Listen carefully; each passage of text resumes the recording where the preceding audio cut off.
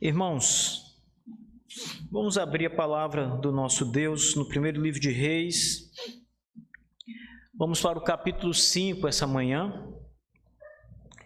1 Reis, capítulo 5, amada igreja, vamos meditar nessa manhã, aqui nessa passagem que vai do verso 13 até o verso 18, finalizando esse capítulo do livro.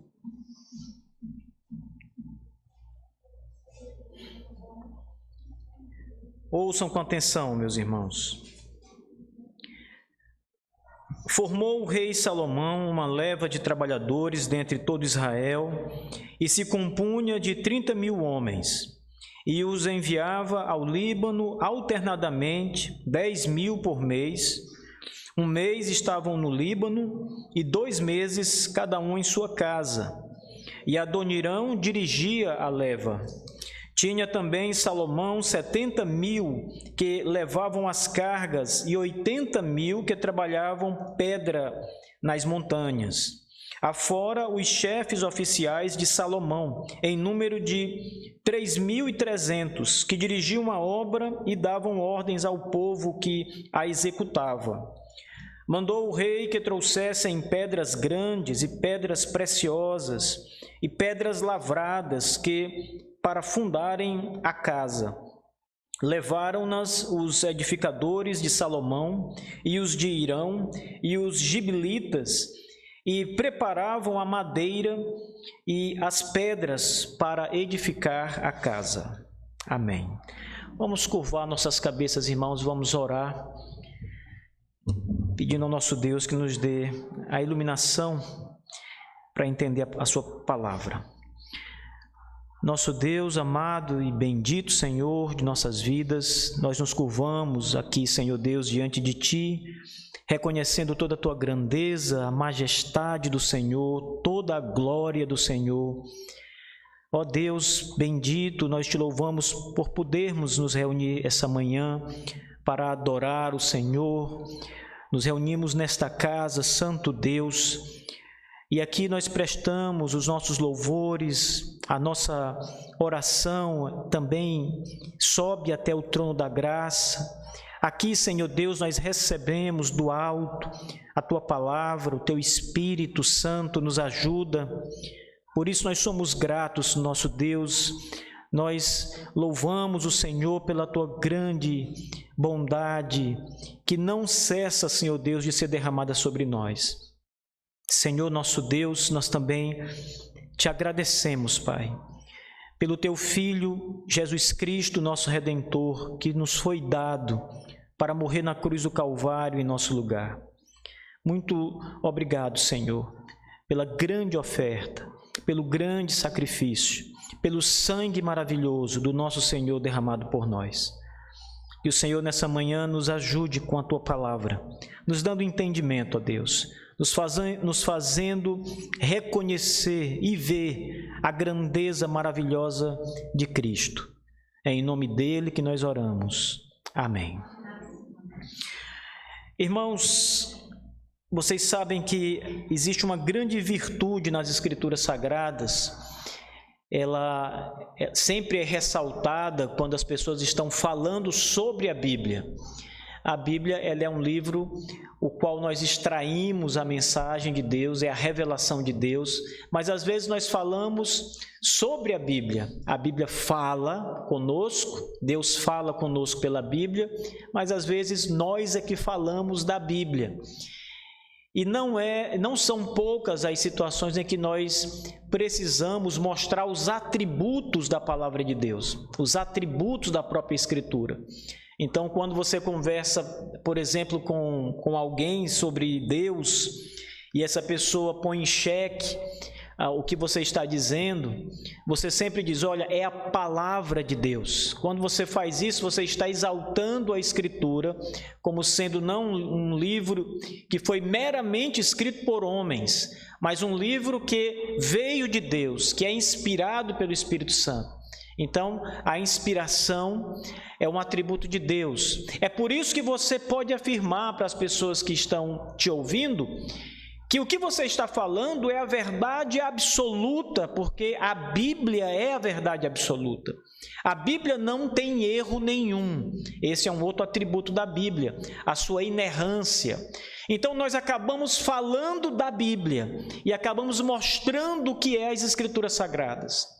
E um ponto interessante é que a própria Bíblia, ela se encarrega de revelar todas as coisas que nos são necessárias. Inclusive, a Escritura, ela não esconde os erros dos personagens bíblicos que nós tanto admiramos e louvamos a Deus por eles. Por exemplo, a Bíblia vai falar acerca de Abraão, o pacto que Deus fez com Abraão, a promessa de Deus a Abraão. A Bíblia vai dizer que Abraão foi um homem de fé. Isso é ressaltado no Antigo e no Novo Testamento. Mas a Bíblia também diz que Abraão tinha fraquezas, que Abraão mentiu várias vezes. Quando a Bíblia fala de Noé, a Bíblia diz que Deus achou graça em Noé e separou Noé e sua casa para, a partir de Noé, continuar a raça humana. Todas as demais famílias, homens, foram destruídos naquele dilúvio que veio nos dias de Noé. Mas a Bíblia também diz que Noé plantou uma vinha e se embriagou, pecou contra Deus. Então as Escrituras, elas não escondem as falhas, os defeitos dos personagens bíblicos. Ela diz que Davi cometeu adultério com Batseba. Ela diz que Davi planejou a morte, o assassinato de Urias. Então as Escrituras não escondem nada acerca dos seus personagens. No Novo Testamento nós encontramos Pedro sendo repreendido pelo apóstolo Paulo. A Bíblia diz que Paulo o repreende cara a cara. Então as Escrituras não escondem, elas mostram tudo, elas revelam tudo.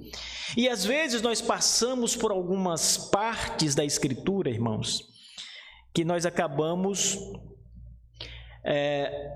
fazendo perguntas, porque estamos muito alicerçados na nossa própria cultura, isto é, na cultura do nosso tempo.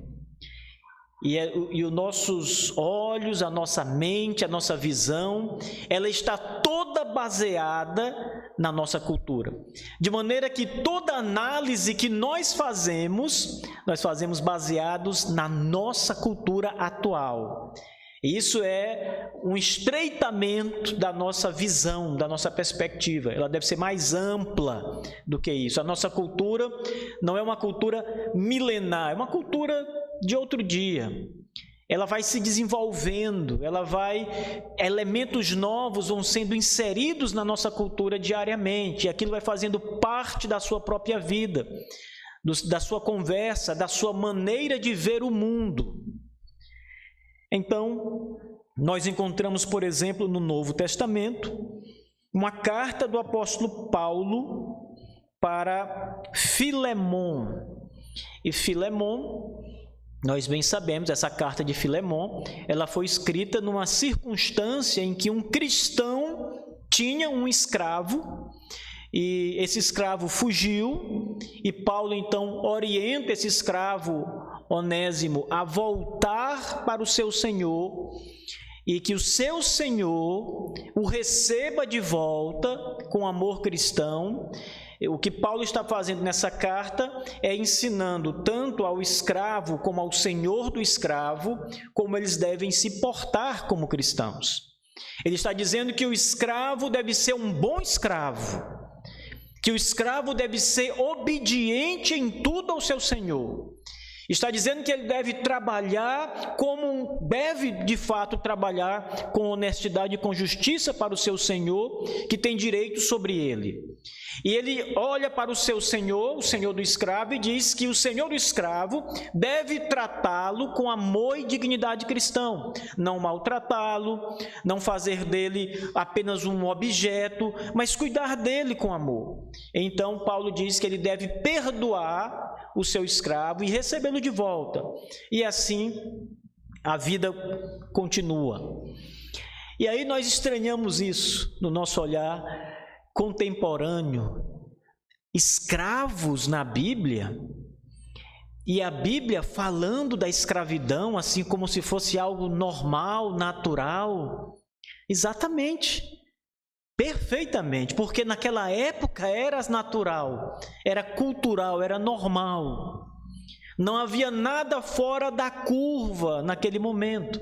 Era uma relação comum daquelas sociedades. Não estava errado na perspectiva cultural daquele tempo.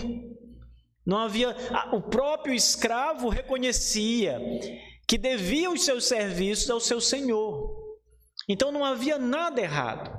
Agora, com a perspectiva cultural que nós temos hoje, analisando a questão com outras informações, nós temos um novo desenvolvimento cultural que nos impede, por exemplo, de olhar para trás e entender que aquilo era algo, naquela época, comum, normal. Nós encontramos nessa passagem do livro de Reis, com o rei Salomão, algo bem interessante, irmãos.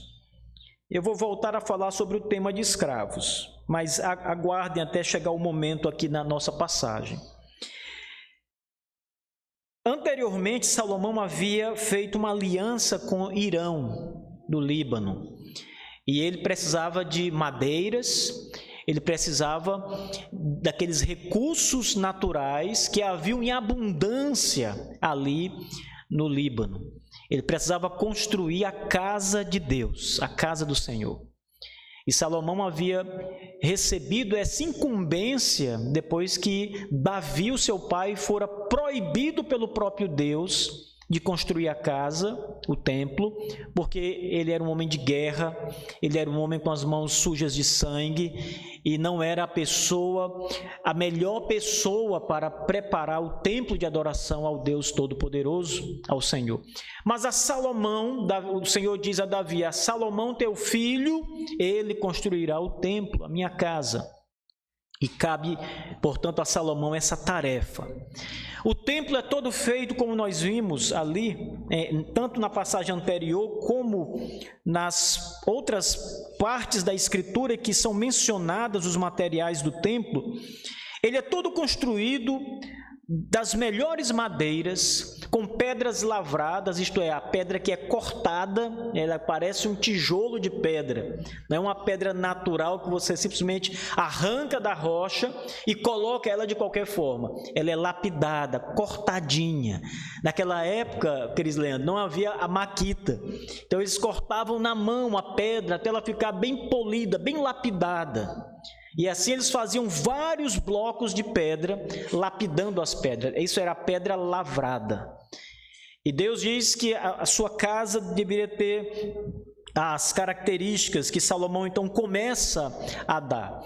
Depois que ele faz o acordo com Hirão de conseguir os materiais, especialmente a madeira que vinha de lá, e Hirão se propõe também a trazer a madeira do Líbano, navegando em barcos, trazendo essa madeira e entregar ali em Israel, onde Salomão desejasse. E agora no verso 3 nós temos então os preparativos para que isso aconteça, os preparativos da própria construção em si. Então na passagem anterior, nós temos o acordo comercial sendo firmado. E nessa parte do texto nós temos então a ação de Salomão para que o material seja trazido, para que as pedras também em Israel comecem a ser cortadas. Ou seja, eles agora começaram a trabalhar nos materiais do templo da casa de Deus. E o texto diz que o rei Salomão formou uma leva de trabalhadores de todo Israel. E essa leva de homens se compunha de 30.000 homens. Obrigado, irmão. 30.000 homens de Israel, para começar. 30.000 homens de Israel. Esses homens, eles deveriam ser enviados para o Líbano, para esse outro país, esse outro reino. Só que, note que Salomão ele faz uma divisão, de maneira que esses homens, eles, de maneira alternada, eles são enviados. Então, a cada mês, 10 mil destes 30 mil homens eram enviados para o Líbano, e eles então passavam ali um mês trabalhando, ajudando os próprios libaneses, que eram especialistas em cortar a madeira, em tratar a madeira, e aqueles homens de Israel eram uma espécie de auxiliares, de ajudantes, e pessoas que iam ali conduzindo aquele material para Israel. Os outros 20 mil homens ficavam descansando. Quando completava-se um mês, os primeiros 10 mil voltavam, passavam 2 meses em suas casas de férias, e mais 10 mil eram enviados em substituição. E assim, esses 30 mil homens trabalhavam cada leva um mês e descansava 2. Eles trabalhavam 30 dias direto e paravam 60 dias direto, descansando em casa com suas famílias. Mas além desses homens, haviam muitos outros homens em Israel que foram levantados para cuidar desta obra de construção da casa do Senhor. No livro de Crônicas, irmãos, essa mesma passagem que aqui está do verso 13 ao verso 18, ela aparece no livro de Crônicas em 2 versículos apenas, os versos 17 e 18. E naquela passagem de Crônicas, o texto começa dizendo que Salomão fez um censo em Israel, do mesmo jeito que Davi havia outra vez anteriormente feito um censo também. E nesse censo que Salomão levantou, ele separou mais ou menos 150 mil homens, era um pouco mais de 150 mil homens em todo Israel que não eram israelitas. Então veja, naquela época já havia em Israel 150 mil homens que não eram israelitas, eles eram cananeus, amorreus, das outras etnias que haviam ficado da guerra que Josué havia estabelecido muito tempo antes, não é? Limpando a terra que Deus deu como promessa, e nós sabemos que muita gente ficou ainda, alguns cananeus ficaram, mas esses homens ficaram com uma condição de servir a Israel. Eles ficaram na condição de ser servos dele. Então, quando Salomão faz o censo, ele percebe, ele conta esta quantidade de homens que não são israelitas, e destes homens ele tira 150 mil para trabalhar, fazendo os trabalhos mais pesados. O texto diz, no verso 15, tinha também Salomão 70 mil que levavam as cargas. Então, esses 70 mil, eles estavam em Israel, aqui, e eles eram responsáveis por carregar as pedras, a madeira, quando chegava do Líbano, eles então iam buscar a madeira à beira-mar e traziam carregando até o lugar que era para ser construído o templo. As pedras lavradas nas montanhas, eles carregavam essas pedras e levavam para o lugar da construção. Eram os trabalhadores pesados, nós podemos dizer, fazendo ali aquela analogia do pedreiro e do servente de hoje, eram os serventes dos pedreiros. Eram aqueles que faziam um trabalho muito duro, muito pesado. E havia também 80 mil destes mesmos homens, que não eram israelitas, que trabalhavam a pedra nas montanhas, ou seja, 80 mil destes homens eram responsáveis para escavar a montanha, cortar a montanha para extrair os blocos de pedra. Então nós temos aqui 80 mil que iam para as montanhas todos os dias, cortar a montanha e fazer ali na medida os blocos de pedra que seriam construídos o templo da casa de Deus. E mais 70 mil que tinham que carregar esses blocos de pedras cortados para o lugar da construção e buscar as madeiras e levar para o lugar da construção. Estes 150 mil homens que Salomão separou eram escravos de Israel, eram servos de Israel. Então, a primeira coisa que nos vem à mente quando nós começamos a ver isso é que havia ainda naqueles dias, irmãos, uma relação de escravidão dentro de Israel e dentro de todas as nações daqueles dias. Não havia, nessa época, nação que não tivesse escravos. Isso era o normal. Então, se você encontrasse uma nação que não tinha escravos, por exemplo, ela estava fora da curva, não era o normal. Todo mundo tinha escravos. Então, nós estamos falando de algo que naqueles dias era absolutamente normal. Tem duas passagens que eu quero chamar a atenção de vocês antes de prosseguir. A primeira está mesmo em 1 Reis. Então, vocês podem, se quiserem, abrir no capítulo 9 de 1 Reis, dos versos 15 ao 21. Diz assim: a razão por que Salomão impôs trabalho forçado é esta: edificar a casa do Senhor e a sua própria casa, e Milo e o muro de Jerusalém, como também Razor e Meguido e Gezer. Porque Faraó, rei do Egito, subira e tomara a Gezer e a queimara, e matara os cananeus que moravam nela, e com ela dotara a sua filha, mulher de Salomão. Assim edificou Salomão Gezer, Bet-Horon, a Baixa, Baalat, Padmor, no deserto daquela terra, e todas as cidades armazéns que Salomão tinha, as cidades para os carros, as cidades para os cavaleiros, e os que desejou, enfim, edificar em Jerusalém, no Líbano e em toda a terra do seu domínio.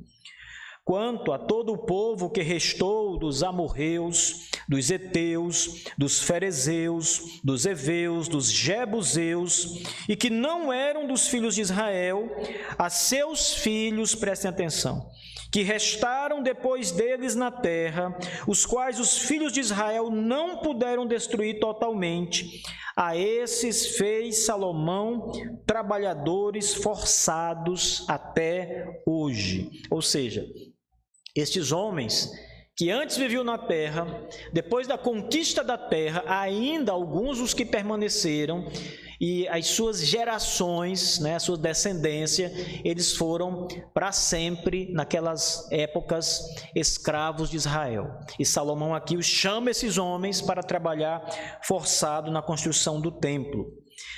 Em Josué tem uma outra passagem que fala acerca disso, no capítulo 16 e o verso 10. Então, vocês também podem abrir nessa passagem.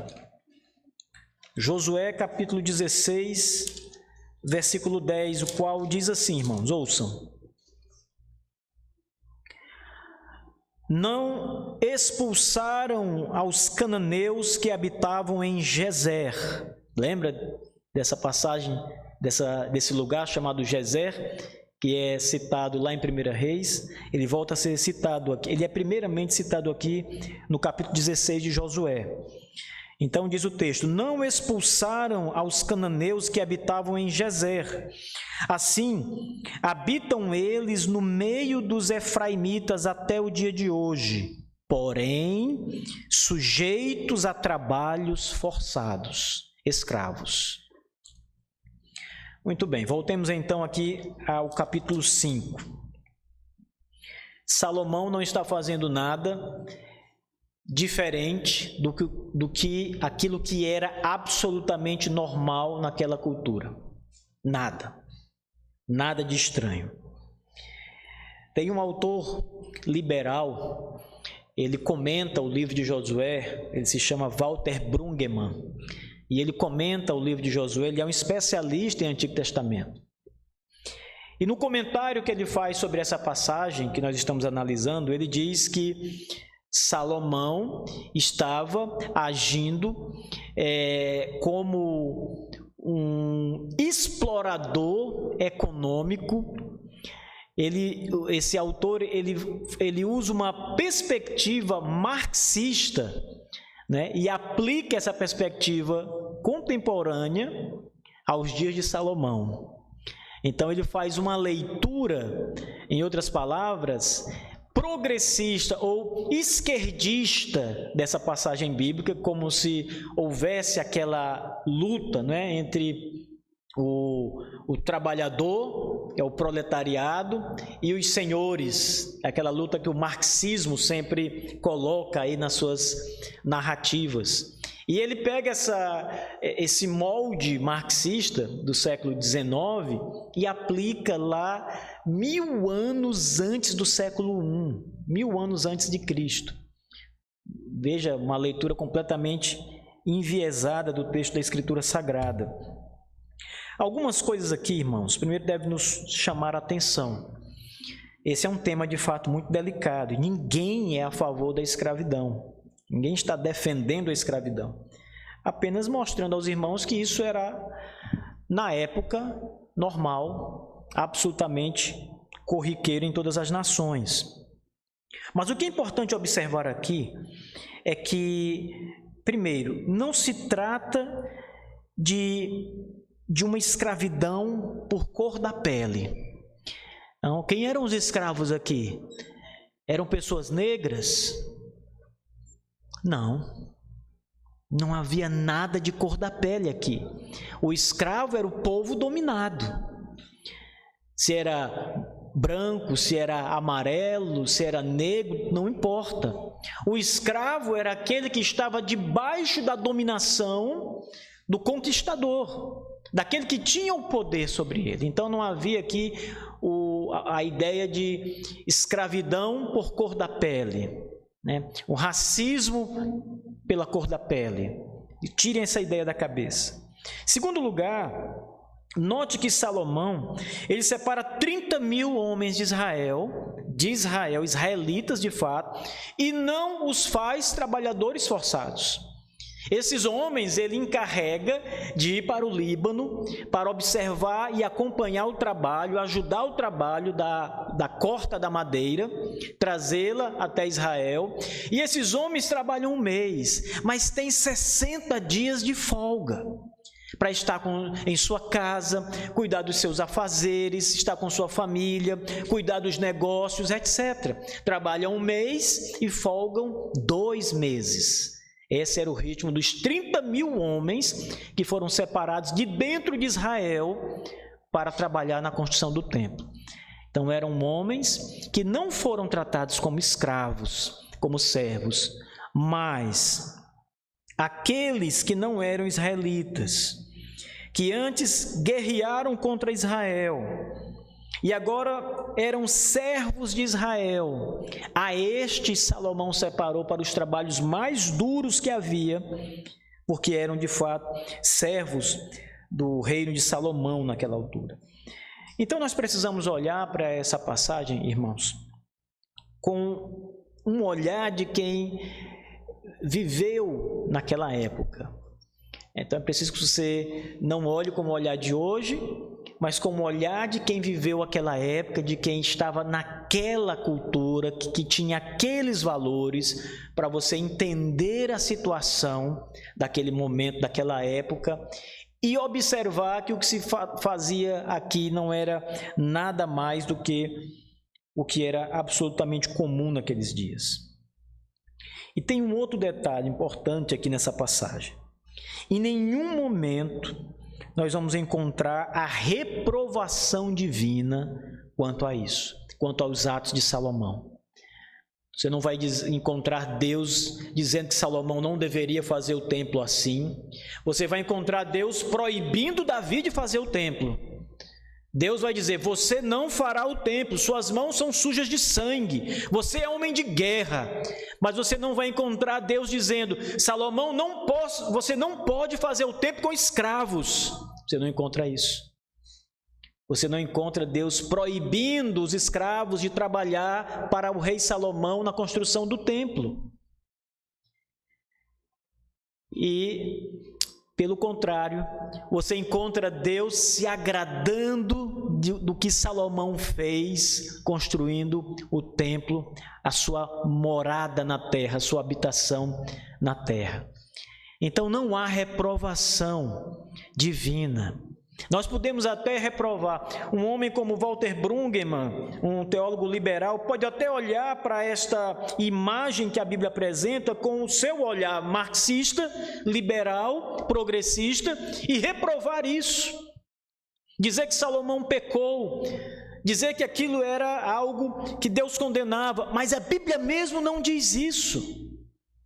As ideologias modernas podem dizer, mas a Bíblia não está aqui dizendo. E como eu disse a vocês, passou-se 1000 anos e veio o Novo Testamento e Paulo vai tratar de um caso de escravos. E Paulo vai harmonizar a situação. E sabe, irmãos, Israel foi um povo escravo durante 400 anos, quando esteve no Egito. Israel foi um povo escravo por 70 anos, quando foi levado pela Babilônia em cativeiro. Então Israel passou pela escravidão. E Deus, o próprio Deus Todo-Poderoso, foi quem determinou a escravidão de Israel, foi quem determinou que as nações estrangeiras entrassem, invadissem e fizessem de Israel escravo. O Senhor de todas as coisas foi quem determinou tudo isso, que fez isso. E isso também é abertamente dito nas Escrituras.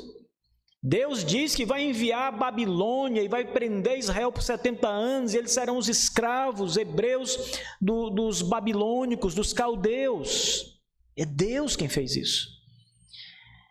E se não bastasse, a Bíblia nos chama de servos.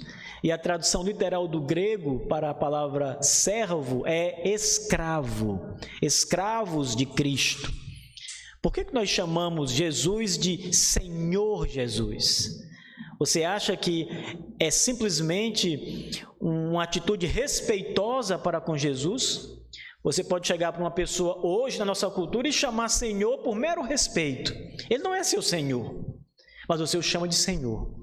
Você chega para um ancião, para uma pessoa mais velha, que você nem conhece, e você diz: Senhor, com licença, eu queria falar com você, eu queria lhe perguntar algo. Você chama de Senhor, mas ele não é seu Senhor. Então, essa de fato é uma atitude respeitosa. Mas quando nós chamamos Cristo de Senhor, irmãos, nós estamos dizendo que Ele é o nosso dono e que nós somos os seus escravos, escravos de Cristo. Quando um grego, por exemplo, ou qualquer outra pessoa nos dias bíblicos que lia o Novo Testamento em grego e se deparava com as palavras de Paulo, vocês acham que eles, os cristãos daqueles dias, minimizavam a palavra Senhor que os cristãos davam a Cristo? Não, eles sabiam exatamente que eram escravos de Jesus, por isso deviam obedecer Jesus em tudo. Por isso deviam se curvar diante de Cristo, que era o seu Senhor, e lhe dar total obediência. Não era só uma atitude de respeito, era de fato reconhecer que nós somos os escravos de Jesus. Ele manda em nós devemos obedecê-lo em todas as coisas, porque Ele é o Senhor e nós somos os doulos, os escravos de Cristo. Escravos de Cristo. Quando eles liam o Novo Testamento, essa era exatamente a perspectiva deles. Senhor Jesus e servos de Jesus, eles entendiam, escravos de Jesus. Jesus é o Senhor de toda a nossa vida. Essa é a perspectiva.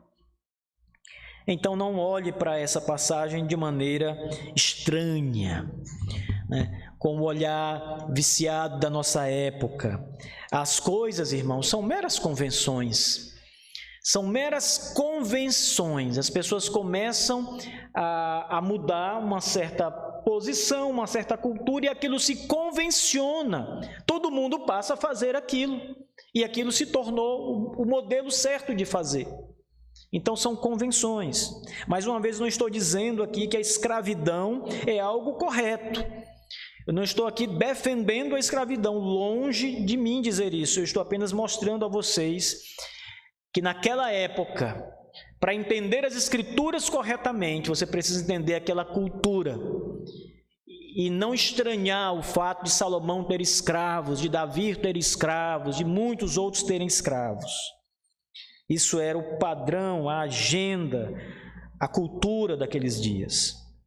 Então, esses homens, os 70 mil que são enviados para carregar as pedras e os 80 mil que são levados para cortar as montanhas, para lapidar as pedras, eram todos escravos.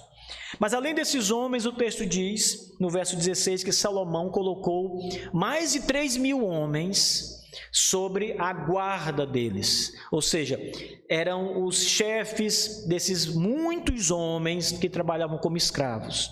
Então esses 3 mil homens, eles eram muito provavelmente israelitas, que estavam ali sob a vigilância e o olhar apontado para o trabalho dos servos de Israel naquela altura. E o texto diz que o rei mandou que eles trouxessem as pedras grandes, as pedras preciosas, as pedras lavradas para fundarem a casa de Deus, o templo de Deus. Irmãos, Israel não tinha as madeiras apropriadas, então elas são buscadas lá no Líbano. Mas as pedras Israel tinha em grande abundância. Tem uma espécie de fábula israelita antiga que diz o seguinte, que quando Deus foi criar o mundo, ele criou primeiro 2 cegonhas. Uma cegonha carregava no seu bico ali toda a terra do mundo, toda a areia, o barro, toda a terra do mundo. E carregava numa outra sacola as pedras, as rochas do mundo todo. E a outra cegonha a mesma coisa, a terra e a rocha do mundo todo. E aí quando elas estavam ali voando, a primeira cegonha distribuindo as pedras do mundo todo, e a outra cegonha também distribuindo a terra, mas quando essa segunda cegonha, que carregava a metade das pedras do planeta todo, passava por cima de Israel, o saco de pedras rasga, e metade das pedras do mundo cai em Israel. Não é à toa que lá tem muita pedra, né? Eles diziam isso porque é um lugar muito pedregoso, de fato. O templo é feito em cima de uma montanha. Deus aparece numa montanha. Tem muitas montanhas em Israel. A história bíblica é uma história cheia de montanhas, de pedras. Deus fere a pedra, Deus fala a pedra. E assim, as metades da pedra do mundo estão lá, em Israel, segundo essa fábula. Então, havia material em casa, parte do material em casa para construir a casa de Deus. E foi muito bem aproveitado. Salomão poderia, se quisesse, com o poder que tinha, com as condições econômicas que tinha em abundância, mandar trazer as pedras de fora. Ele poderia muito bem fazer isso. Ele tinha os navegantes. Ele podia fazer isso tranquilamente, mas não. As pedras ele pega em casa. Ele usa daquilo que Deus colocou em casa, dentro da sua casa de Israel, para fazer a casa do Senhor. E eles então lavravam nas os edificadores de Salomão e os de Irão e os gibilitas, e preparavam a madeira e as pedras para se edificar a casa de Deus. Essa perícope do verso 13 ao 18 trata exatamente disso, da preparação, da construção. Então note que os detalhes, a Bíblia vai nos apresentando as etapas, a negociação do material, a preparação do material, e daqui a pouco a gente vai ver o templo sendo erguido, construído, e mais tarde o templo sendo inaugurado, a casa de Deus sendo inaugurada. Eu tenho algumas coisas para falar para vocês acerca dessa passagem, meus irmãos. Tudo isso aqui que nós vimos: os materiais, os escravos, Salomão e o seu desejo de construir, o acordo comercial entre ele e Irão, nos versos anteriores. Irão chega a adorar a Deus, ele é um senhor que não é um politeísta, ele tem outros deuses, mas quando ele escuta a proposta de Salomão, ele louva a Deus, ele diz: louvado seja o Senhor, né, que levantou esse homem. O Senhor ali é o nome de Deus em hebraico, Yahvé. Então, tudo isso, irmãos, toda essa história, ela gira em torno de construir a casa de Deus, a morada de Deus. Tudo para a morada de Deus. E aí nós olhamos com estranheza, né? Mas escravos, trabalho forçado para construir a casa de Deus? Tudo para construir a casa de Deus. Irmãos, Deus é o Senhor de todos, dos livres, dos escravos, de homens, de mulheres, de ricos, de pobres. Deus é o Senhor daqueles que o amam e daqueles que o odeiam. É o Senhor daqueles que creem nele e daqueles que não creem nele. Ele é o Senhor de toda a terra. Ele é o Senhor das madeiras de cipreste, do cedro do Líbano. Ele é o Senhor das pedras. Ele é o Senhor da criação. Tudo é dele. Ele move todas as coisas como ele quer. Nas suas mãos poderosas, ele vai movendo a sua criação para o fim que ele determinou. Por que nós estranhamos quando Deus faz coisas assim? Por que nós estranhamos quando falamos de escravos na Bíblia fazendo algo nobre, ainda que forçadamente, mas fazendo algo nobre à casa de Deus? Não é a própria Escritura, irmãos, que diz claramente que naquele dia toda língua confessará o nome de Jesus Cristo? Não são só os crentes que vão confessar o nome de Cristo naquele dia. Não são apenas os crentes que vão naquele dia reconhecer Jesus, o Senhor. E quando eles reconhecem isso, eles estão dizendo: nós somos os servos, os escravos. Mas a Bíblia diz que todos reconhecerão que Jesus Cristo é o Senhor, para a glória de Deus Pai. Até os que não creram nele, todos dirão: ele é o Senhor e eu sou o escravo, eu sou o servo. Naquele dia, diz as Escrituras, todo joelho se dobrará. O que é isso? Que atitude é essa? De se curvar, de dobrar os joelhos e se ajoelhar, senão aquele que se ajoelha diante do Senhor. O servo ajoelhado diante do Senhor. O escravo ajoelhado diante do Senhor. Todos são de Deus. E o apóstolo Paulo diz algo que eu acho que casa muito bem com essa passagem, irmãos, com a escravidão especificamente. Todas as coisas cooperam para o bem daqueles que amam a Deus. Até o trabalho escravo, todas as coisas cooperam para o bem daqueles que amam a Deus. Então Deus movia o mundo, Deus movia a sua criação para a sua glória, para o seu louvor, para a exaltação do seu próprio nome, a sua grandeza. Salomão, irmãos, está aqui com o espírito devotado a Deus para construir essa grande casa do Senhor. E ele usa os meios que forem necessários para exaltar a Deus, para construir a casa do Senhor. Ele faz o que está ao seu alcance. Ele faz negócios com o Líbano para comprar as madeiras. Ele toma os seus escravos e os coloca para trabalhar, para cortar pedras e carregá-las. Ele toma o povo de Israel, sua nação, não os faz escravos, mas lhes dá trabalho, de maneira que eles têm também que cooperar na construção da casa do Senhor. Tudo coopera.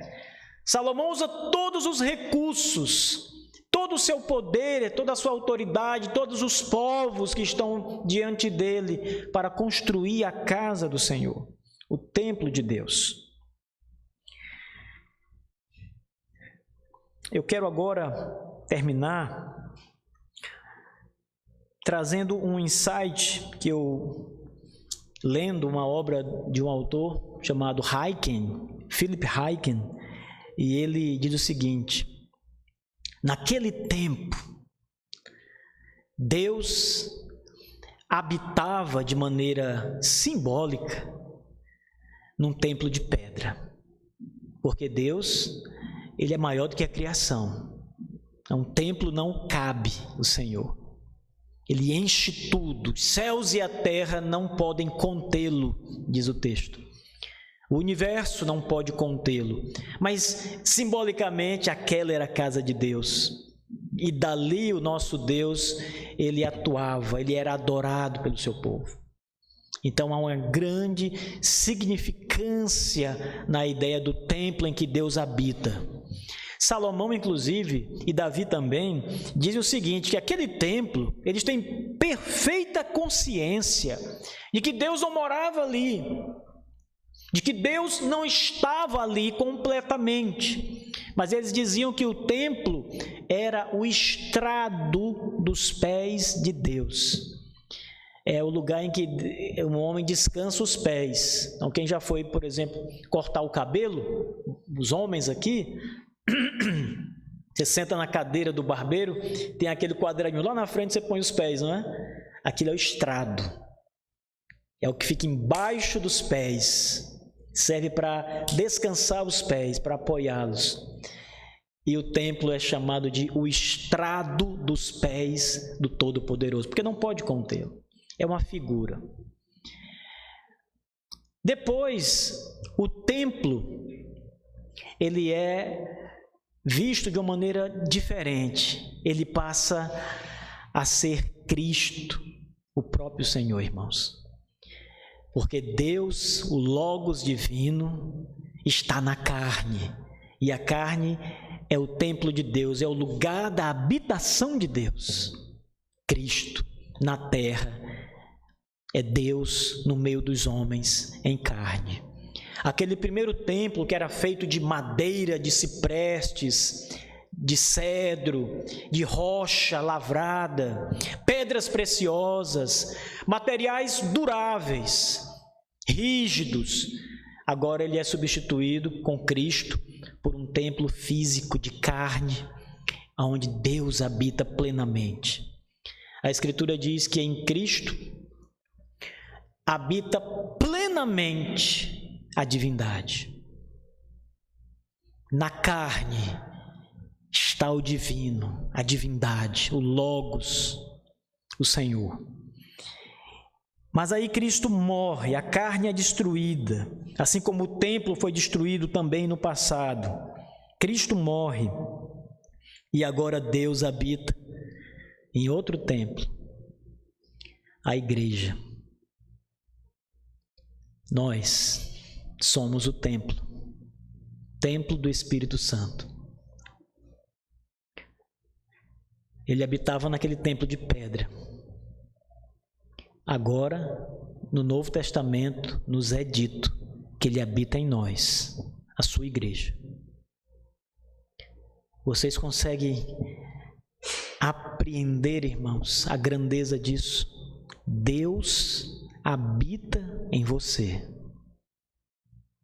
Ele se move, diz o apóstolo Paulo, em você. Nossos membros, ele diz, eles são a morada, o mover do Espírito Santo de Deus, ou seja, de Deus. Então a ideia de templo, ela é muito valiosa nas Escrituras Sagradas, porque quando se fala em templo, você logo associa, é onde Deus está.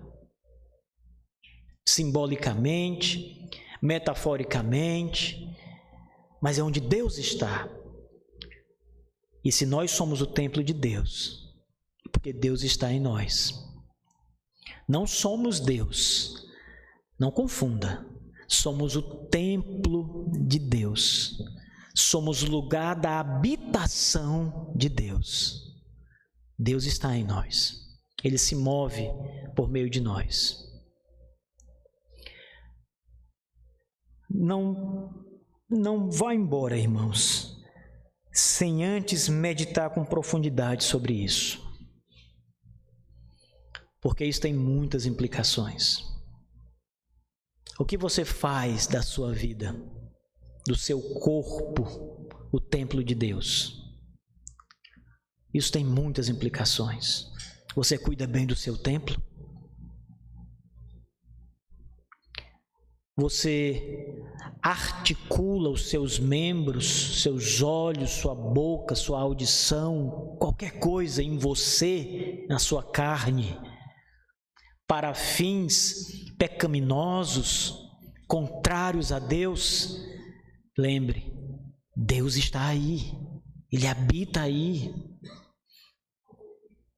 Então nós precisamos fazer uma reflexão muito profunda quando olhamos para o primeiro templo de pedra que Salomão estava construindo e para o templo atual, as pedras vivas, como diz o apóstolo Pedro. Nós somos pedras vivas. O que Pedro está dizendo com isso? Que nós somos o templo vivo de Deus, em que Deus habita. Meus irmãos, saber disso deveria ser suficiente, impulsionador, para você viver de maneira santa e digna no mundo. Se esquivando do mal, lutando contra o mal, lutando para não fazer com que o seu corpo pereça em pecado, se entregue a paixões, faça qualquer coisa que desagrade a Deus na carne, no seu corpo. Isso deve fazer com que você lembre de que tudo que você faz na carne, no seu corpo, você precisa sondar, porque Ele é santo, Ele é o templo de Deus. Não é só uma questão de ser santo, porque a Bíblia manda, veja bem, você pode pensar assim: eu tenho que viver de modo santo, isto é, não pecando contra Deus, lutando contra o pecado, porque é um mandamento de Deus. Isso seria suficiente. Isso bastaria para você viver de modo santo. Também não pense que eu preciso viver em santidade, eu preciso viver de maneira harmoniosa, obediente, porque o mundo está vendo. E se eu não viver de maneira piedosa e santa na minha carne, as pessoas vão olhar para mim e Deus, a imagem de Deus, o nome de Deus vai ser profanado. Porque as pessoas dirão assim: é dessa forma que os crentes vivem? É isso que os crentes fazem? E assim Deus é profanado, porque a imagem dele, que nós o servimos, é profanada. Isso também seria um bom argumento para você viver em santidade. Mas o maior deles, irmãos, é saber que Ele vive em você. É que Ele está nos seus membros, no seu corpo. Você o recebe. Veja que grande mistério. Veja que profundidade, irmãos, é as Escrituras Sagradas, é o mistério da fé que nós temos em Cristo. A Bíblia diz que nós estamos unidos, inseparavelmente unidos, realmente unidos, literalmente unidos a Jesus Cristo. Não é uma metáfora, não é simbolicamente, é verdadeiramente. Há uma união mística entre os crentes e Jesus Cristo, Senhor. E agora nós estamos observando que Ele está em nós, porque nós somos o templo, as pedras vivas.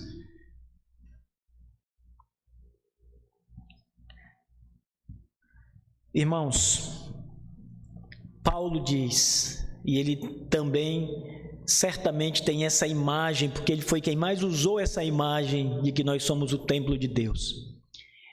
E Paulo diz que a nossa vida deve ser como um culto a Deus. E a ideia que ele usa é a ideia do sacrifício. E o sacrifício era feito no templo do Senhor. As ofertas eram queimadas, eram levadas para o altar. E o sacerdote, então, matava os sacrifícios ou simplesmente no holocausto queimava os sacrifícios e eles eram oferecidos como oferta a Deus. Nós somos o sacrifício. A nossa vida deve ser dada em sacrifício a Deus. E aqui a imagem de adoração que acontece no templo, mais uma vez é realçada. Pensem nisso, amados irmãos, e louvem a Deus por tão grande graça, por um privilégio tão impensável, indescritível em muitos aspectos. Deus habita em mim. Deus está em mim. Que coisa grande, irmãos. Que o nosso Deus nos dê sabedoria e entendimento, amados. E que todas as coisas sejam feitas para a glória do nosso Deus. Amém. Vamos ficar de pé, meus irmãos.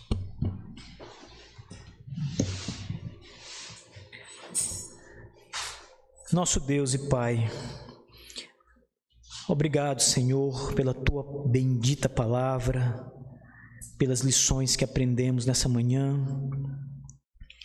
Obrigado, Senhor Deus, por nos ajudar, por nos fazer prosperar, Senhor, na fé, na obediência, no combate, Senhor Deus, diário que nós travamos contra o pecado e as coisas deste mundo caído. Nosso Deus, nós suplicamos, em nome de Jesus Cristo, Teu Filho, e o maravilhoso Redentor que está unido a nós, que o Senhor nos ajude a viver piedosamente, nos ajude a viver de maneira santa, meu Deus, pois nós somos o Teu templo, as pedras vivas, a casa do Senhor. Ajuda-nos, Senhor Deus, perdoe os nossos pecados, esteja conosco, hoje e para todo sempre. Amém.